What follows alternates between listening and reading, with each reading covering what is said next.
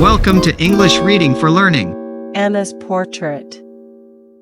A moral story: being clever is a virtue. Anna was an old woman who lived in a small village. She had a pet dog that she loved more than her life. Anna wished to have a portrait of herself. So she went to the painter who lived in the village. After a long day's work, the painter showed her the portrait.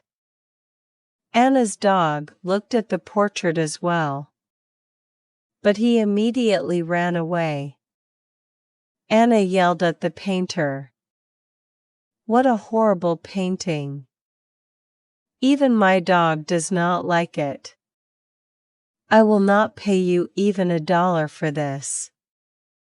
The painter thought for a moment and asked her for another chance. 3 days later, he invited Anna to his shop again, and this time, Anna's dog came running towards the portrait and began to lick it. The painter had rubbed meat on the portrait. Anna was impressed, and she paid the painter twice the money she had promised him earlier. Thanks for watching and listening. Please click like and subscribe for new and latest uploads.